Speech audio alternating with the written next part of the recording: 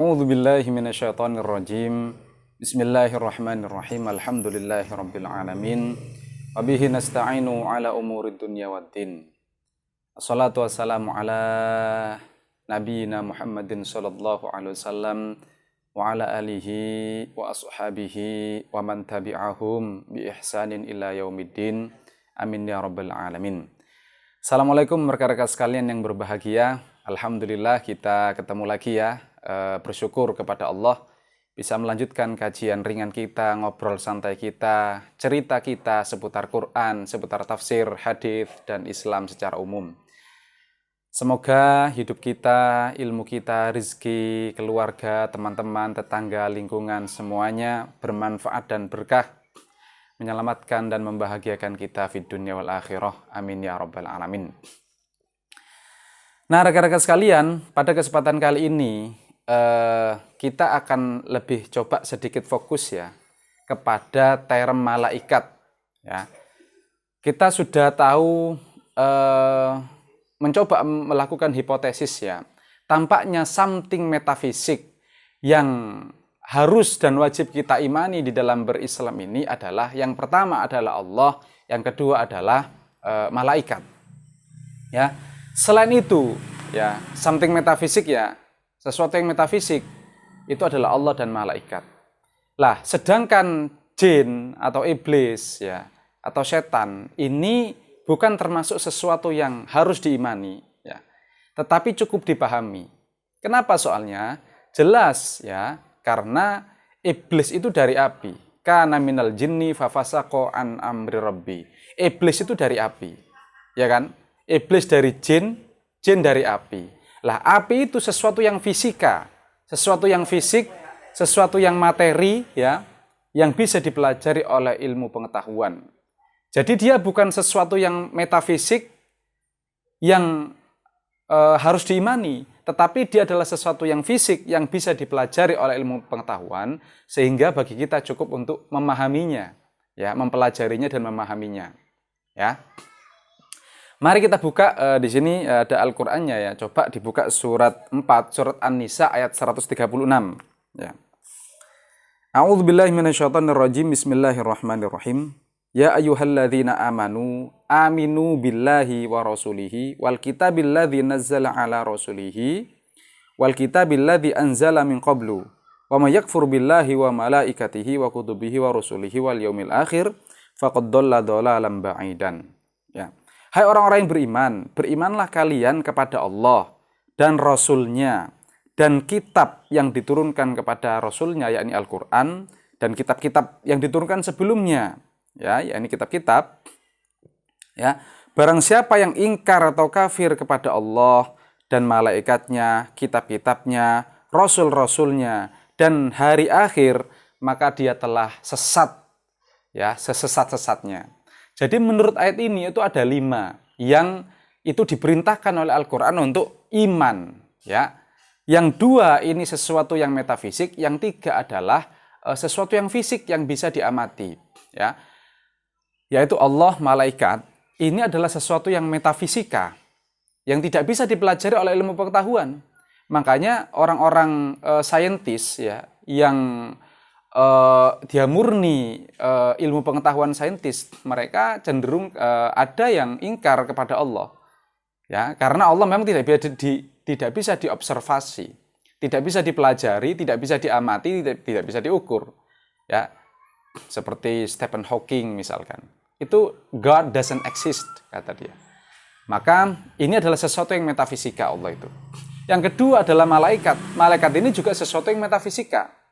Dia bukan fisik yang lantas bisa dipelajari oleh sains ya. Nggak ada kalau kita pelajaran IPA misalkan fisika, kimia, biologi, mempelajari malaikat itu nggak ada. Ya. Dan yang 3 sisanya yaitu iman kepada kitab. Ini Al-Qur'an misalkan, ini sesuatu yang fisik, yang kelihatan ya kan, fisika, fisik. Yang kedua iman kepada Rasul, Rasulnya, Nabi itu, orang itu ya, dia fisik. Jadi yang diimani itu adalah bahwasanya orang ini mendapatkan wahyu langsung dari Allah Subhanahu wa taala yang dibawa oleh Jibril. Kalau Nabi Muhammad nazala bihi ruhul amin ala qalbik. Ya. yang diturunkan wahyu Al-Quran itu kepada Nabi melalui malaikat Jibril. Ya kan? Nah, kemudian yang terakhir adalah yaumil akhir. Yaumil akhir ini kejadian yang belum datang. Ini kejadian the future event. Kejadian yang terjadi di masa yang akan datang. Ya. Bahwasanya nanti suatu waktu dan waktunya dirahasiakan, itu semesta ini akan hancur. Bumi ini akan meledak, akan hancur semuanya, ya. Ini adalah kabar masa depan yang belum terjadi pada saat sekarang, ya. Dia adalah goib, fisik tapi goib, ya. Kejadian, event, planning masa depan yang waktunya kita tidak tahu, tetapi kita beriman, ya kan? Nah, jadi rekan-rekan sekalian, menurut ayat 436 ini, yang harus diimani itu something metafisik yang harus diimani itu adalah Allah dan malaikat. Jin, iblis, setan itu tidak termasuk sesuatu yang harus diimani, tetapi dia sesuatu yang harus dipahami, yang cukup dipahami. Bahwasanya dia tercipta dari api, ya, bahwasanya dia adalah energi negatif, ya, yang sejak perjanjian primordialnya menjadi media untuk menguji manusia, ya, yang kalau dituruti manusia menjadi kesetanan, lantas menjadi tersesat, mengikuti langkah-langkah setan itu, mengikuti iblis, ya, berdampak, berbuah kecelakaan atau celaka dunia dan akhirat. Nah, rekan-rekan sekalian, kembali ke term malaikat sekarang, ya. Kita malaikat itu di dalam, kalau kita mengutip Lisanul Arab, Al-Mufradat fi Gharib Al-Quran, misalkan kamus-kamus Arab itu, dari kata hamzah, lam dan kaf, alaka, ya.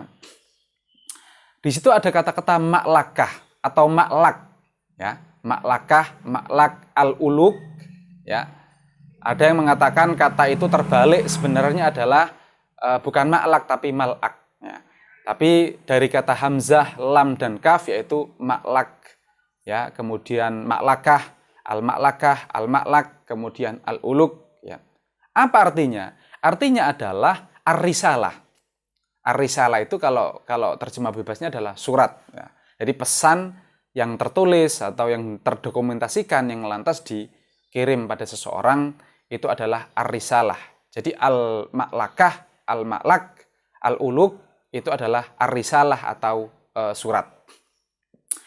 Kalau dikatakan alikni itu berarti sampaikan suratku kepada dia, ya. Jadi aku menulis surat, kemudian aku menyuruh kepada seseorang atau pos atau siapapun, kemudian aku mengatakan alikni. Artinya apa? Sampaikan suratku, pesanku ini kepada dia, kepadanya, kepada orang tersebut yang aku tuju itu, ya. Nah, rekan-rekan sekalian, ada juga, ya, kalau kita mencari dari malaka, malakun, malak, ya. Ada yang mengatakan ini pendapat, ya. Malakun itu, kalau malakun itu bangsa malaikat, ya, bangsa malaikat yang memiliki tugas-tugas tertentu, yaitu yang terkait dengan siasat perang, strategi, ya. Sedangkan malikun, ya, itu punya tugas tertentu, ya, ia memiliki tugas tertentu dari bangsa manusia, ya. Di dalam Al-Quran itu juga ada, ya, wan nazi'ati gharqan, misalkan. Itu adalah malaikat yang mencabut nyawa dengan keras, wan nazi'ati gharqan. Kemudian wal muqassimati amron, malaikat-malaikat yang membagi-bagi urusan, ya. Jadi malaikat-malaikat yang membagi urusan. Nah, rekan-rekan sekalian, Allah juga menceritakan, ya, Allah juga menceritakan bentuk malaikat itu, ya. Bentuk malaikat, gimana sih malaikat itu, ya? Itu disebutkan misalkan oleh Allah, diceritakan di dalam surat 35, surat Fatir ayat 1, ya. Kita baca. Saya bacakan di sini ayatnya, surat Fatir, yakni surat 35, ya. Surat 35, coba ayat 1. Yang pertama, ya. Nah, ini A'udzubillahi minasyaitonirrajim. Bismillahirrahmanirrahim. Alhamdulillah fatiris samawati wal ardi ja'ilil malaikati rusulan uli ajnihatin mathna wa thulatha wa ruba' yazidu fi khalqi ma yasha innallaha ala kulli syai'in qadir. Ya. Di sini ada redaksi ja'ilil malaikati rusulan. Ya. Yaitu Allah yang menciptakan langit dan bumi, yang menciptakan malaikat itu sebagai utusan-utusan. Uli ajnihatin, yang memiliki sayap, mathna, 2, wa thulatha, 3, wa ruba' dan 4 sayapnya. Ya, yazidu fil khalqi ma yasha. Allah itu menambahkan di dalam ciptaannya apa yang Dia kehendaki. Innallaha ala kulli syai'in qadir, dan Allah itu maha kuasa. Ya. Ini gambaran malaikat yang diceritakan di dalam Al-Qur'an, bahwasanya malaikat itu memiliki sayap 2, 3, dan 4. Ya. Ya udah, kita cukup ini saja gitu, sebatas info dari Al-Qur'an. Jangan langsung kita kreatif. Malaikat punya sayap 3, 4, kemudian kita gambar gitu ya. Malaikat itu kepalanya bayi misalkan. Ya, kemudian berwarna putih nanti itu. Sayapnya dikasih 3 atau dikasih 4 atau dikasih 2. Ya, seperti yang digambar-gambar itu. Enggak bisa seperti itu. Nanti lantas terbang ya, terbang ke rumah seseorang, kemudian mengajak terbang gitu seseorang. Nah, ini sudah imajinasi tambahan ya oleh akal kreatif manusia. Itu enggak boleh seperti itu. Ya, kita cukup informasi dalam Al-Qur'an bahwasanya malaikat itu diciptakan oleh Allah memiliki 2 sayap, 3 sayap, 4 sayap. Bagaimana seterusnya? Ya, wallahu a'lam, ya sudah, kita sebatas itu saja gitu, ya. Nah, di sini ada redaksi malaikah, rekan-rekan sekalian. Malaikat itu ya ada yang menyebut dia berfungsi sebagai singular atau tunggal, ya, atau mufrad. Satu malaikat itu, malaikah. Tetapi dia juga bisa berarti plural, ya, berarti jamak, ya. Dalam bahasa Arab itu jamak itu minimal 3. Jadi para malaikat. Ya, para malaikat. Nah, rekan-rekan sekalian, ketika Allah mengatakan ja'ilil malaikah mathna wa thulatha wa ruba' tadi, bahwasanya Allah menciptakan malaikat itu uli ajnihatin, memiliki sayap 2, 3, dan 4. Ya, sudah, kita mengimani itu. Ya, kita mengimani itu bahwasanya memang malaikat ini memiliki sayap 2, 3, dan 4. Dan tidak boleh lantas kita sekali lagi kreatif langsung membuat-buat cerita tentang malaikat yang itu tidak ada rujukannya dari Al-Qur'an. Misalkan sayapnya itu kita tambahi gitu ya, menjadi 5, menjadi 7 gitu. Ya, kemudian malaikat bisa berinteraksi dengan manusia misalkan. Manusia biasa tentu saja ya, tidak betul tentu saja ya. Memang malaikat itu bisa berinteraksi dengan manusia, tetapi ini adalah malaikat-malaikat tertentu, orang-orang tertentu, yaitu para nabi dan rasul, ya. Seperti pernah datang kepada Zakaria, kepada Nabi Zakaria, kepada Nabi Lut, ya. Bahkan kepada Maryam. Ya. Di surat 19, surat Maryam ayat sekitar ayat 17, insyaallah kalau enggak salah ya. Wattakhadhat min dunihim hijaba fa arsalna ilaiha ruhana fatamatsala laha basyaron sawiyan. Maka Maryam ketika dia mengandung ya, kemudian tidak diakui oleh masyarakatnya atau dianggap dia telah melakukan sesuatu yang keji, Maryam itu menutup diri dari masyarakatnya. Ya, fa arsalna ilaiha wa arsalna ilaiha basyaron sawiya fatamatsala laha basyaron sawiyan. Kemudian dikirim oleh Allah kepada Maryam itu malaikat, ya. Kemudian malaikat itu tamatsal, yakni menjelma menjadi manusia yang sempurna yang datang kepada Maryam itu, ya. Dan memang malaikat itu juga memiliki urusan-urusan, memiliki tugas-tugas tertentu, ya.